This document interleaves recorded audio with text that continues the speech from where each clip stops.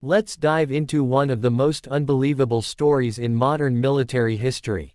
It's a true story, and it's all about the impossible.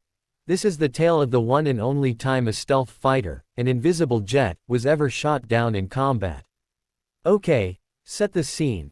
It's March 27, 1999, high in the skies over Serbia.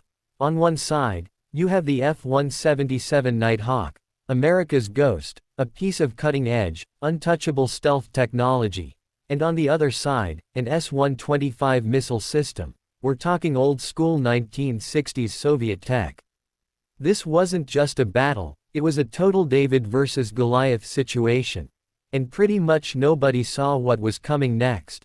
So meet our pilot, U.S. Air Force Lieutenant Colonel Darryl Zelko. He's in the cockpit of that F-117, and his mission is about as high stakes as it gets. He's got to fly deep into enemy airspace through a nasty storm and take out the Serbian Air Force Command Center, the headquarters of the very people trying to shoot him down. But right as Zelko is getting close to the border, the whole mission changes. A voice cracks over his radio, the weather is just too bad. His F-16 escorts the planes that are supposed to protect them and take out enemy radar. They have to turn back, and just like that, he's totally on his own out there with nothing but his jet's invisibility to protect him.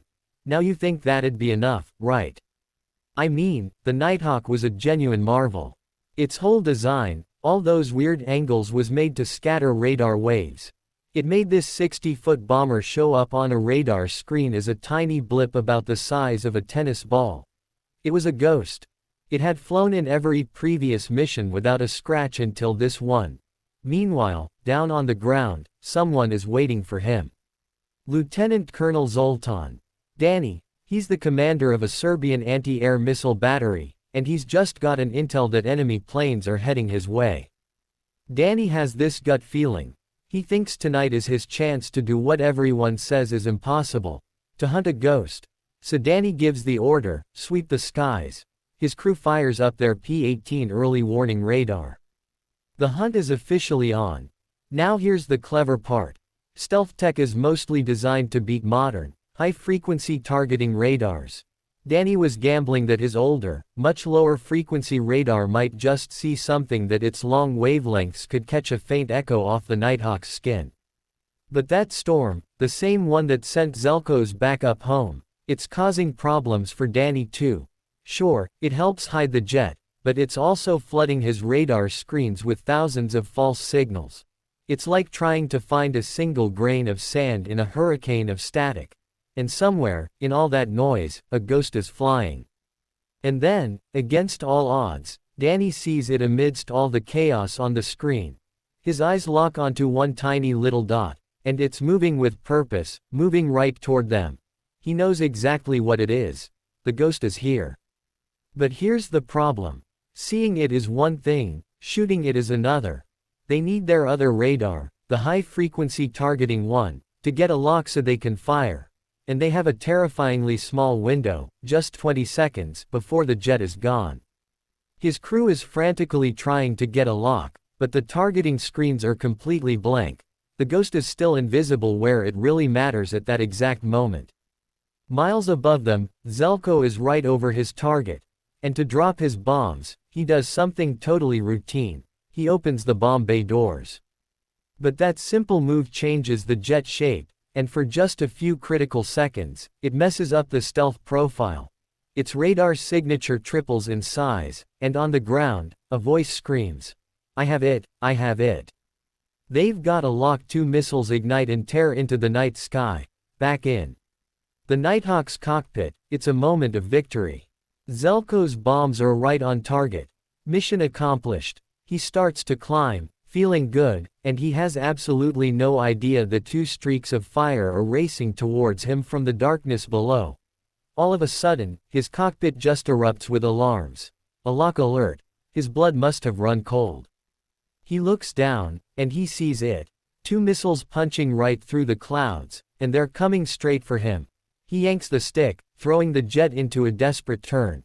But he's got no flares, no decoys. It's all on him for that split second, as the missiles just get closer and closer. Time must have slowed to a crawl. He knows it's over. He actually says the words out loud to himself. They got me in a wild twist of fate.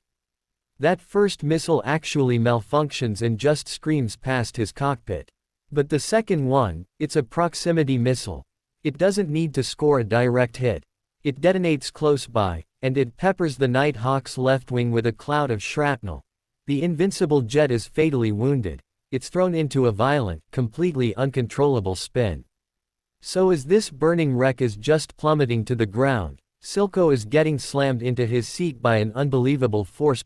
7 Gs. That's 7 times the force of gravity he knows he has to eject, but the G-force is so intense just trying to lift his arms to grab the ejection handles is like trying to lift 100 pounds with each hand somehow running on pure adrenaline. He does it. He pulls the handles, the canopy blows, his seat fires out into the night. But for 1.82 terrifying seconds, which must have felt like an eternity, he's just falling, strapped to the chair. He's barely conscious, and he actually thinks the ejection has failed. And then, whoosh. He feels that sharp jerk of his parachute opening. The violent chaos is suddenly replaced by this surreal quiet. He's alive. And as he's just dangling there, watching his billion-dollar Nighthawk fall out of the sky, his very first thought is, get this man. Mom is not gonna be happy about this, but his ordeal is so far from over. He gets on his survival radio, makes a mayday call, which thankfully someone hears. Then he hits the ground hard and scrambles into a ditch to hide. The dogfight in the sky is over now. It's a survival story on the ground. Zelko is alone, on foot and deep inside enemy territory. And things on the ground get really hairy really fast. Within an hour, Serbian search parties, police, even armed civilians are just swarming the area. He sees flashlights cutting through the dark all around him. At one point, a search dog gets right up to his ditch and then just turns and walks away. Hours go by. He finally makes radio contact with the US rescue chopper, but they can't see him. With the enemy closing in, he has to make a choice. He pops a flare. Now that flare tells everyone where he is, friend and foe alike. The US helicopter just dives in as he sees the enemy flashlights all converging on his spot. A rescuer pulls him on board and yells, "How are you feeling, sir?" And Zelko's reply is just pure adrenaline and relief. "Great, now let's get out of here." They lifted off literally seconds before the search parties got to his hiding spot. So what about Zoltan Dani, the man on the ground who made it all happen? When he was asked how it felt, he described it with a sense of professional pride. He said it felt very good, like scoring the winning goal in a football match.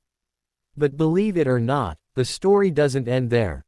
In one of the most amazing twists I've ever heard, years later, Zelko said he wanted to meet the guy who shot him down. And in 2011, 12 years after they tried to kill each other, the pilot and the missile commander met face to face. So the legacy of that night is just incredible. Zoltan Dani and his crew are still the only people in history to ever shoot down a stealth aircraft. That one event proved that even the most advanced tech wasn't a magic bullet.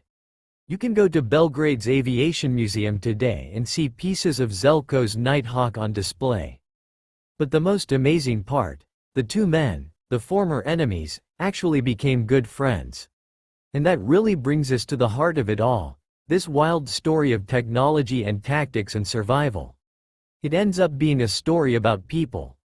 It started with two soldiers, each doing their job for their country, and ended with a handshake. It just leaves you with this one big question. What does it take to turn an enemy into a friend? If this story gripped you, so like the video and subscribe to the channel and share with your family or friend.